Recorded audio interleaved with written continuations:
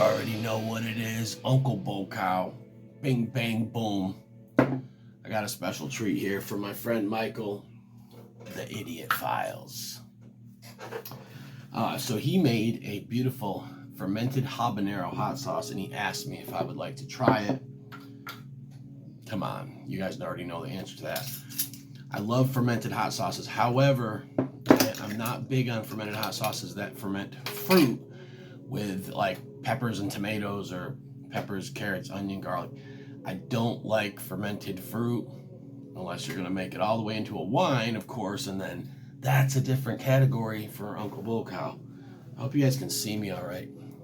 The pink light is on up there, and sometimes it makes it not as crispy. All right, so fermented habanero hot sauce from Michael, the Idiot Files. If you guys haven't done so already, go check out his YouTube channel.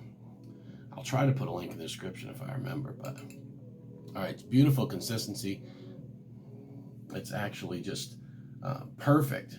It's the perfect consistency.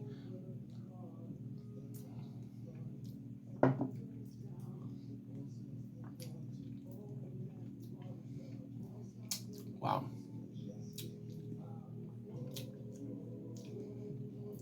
Phenomenal. It's not funky, right? So some fermented sauces, you can tell they're fermented. The average person is not going to know. So to all the Karens that, I don't eat fermented sauces, I don't like them, you would eat this and not know. I think it's habanero, carrots. I'm assuming there's carrots because it's really smooth and it's balanced, and carrots have natural sugars, and plus the consistency of it. I think it has carrots, onion, habanero. Of course, salt is what you ferment it with. I have been kind of staying low salt, so I can recognize the salt. Any ferment, you're gonna have salt. It's not overly salty. I'm just letting you know that. All right, I got a big old breakfast Sammy here. Let's see what it do on that. Are you so happy you found a new toy? Are you playing with that toy? Load up the Are you happy about egg it? sandwich. See what it hit for.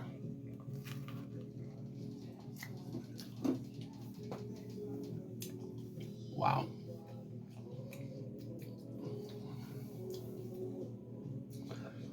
And it's hot. It's got good heat to it.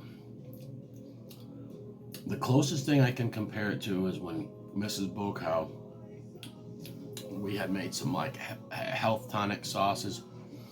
When we had one that was carrots and habanero and some super hots and onion, garlic, and there was some other stuff we put in it.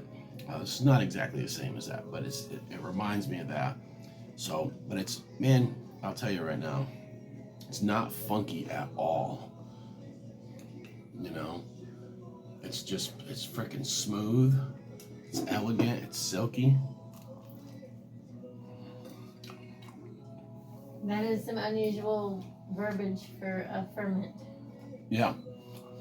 Well, I've had fermented sauces from a lot of people. Now me, I'm a fermented sauce guy. That's how I started making hot sauce. My current commercial sauces are not fermented. And the reason why is because the regulations in the state, when using a commercial kitchen, I believe I'd have to have a separate area locked up with the ferments, and you have to go check them so often or something. There's some stuff in there.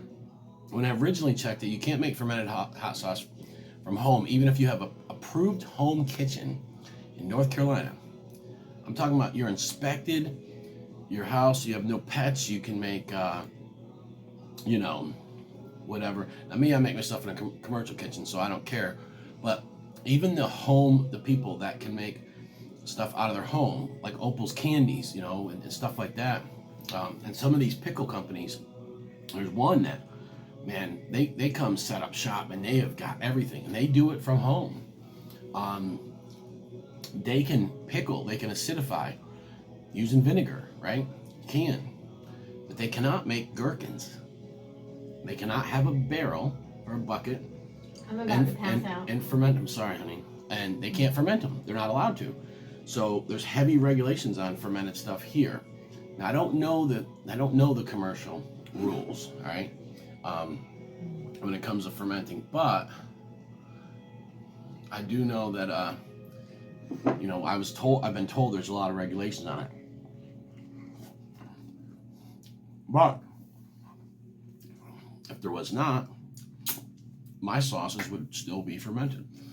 Now they're a little bit harder because with cooked sauces, you can flash freeze and vacuum seal peppers, use them later on in the year or the next year when it rolls over. But with fermented sauces, you have to have fresh peppers. So you got a couple choices. You can make enough sauce during pepper season to get you through to the next season, right? Some companies do that.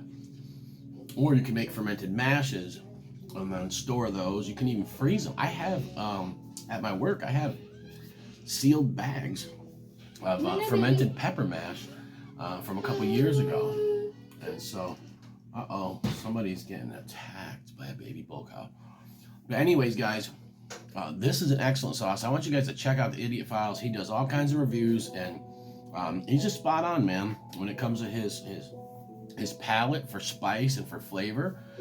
He knows his stuff, and I think that's why he did such a good job with this sauce, is he knows what he's doing. And wow, that's all I can say is load up the posse, right?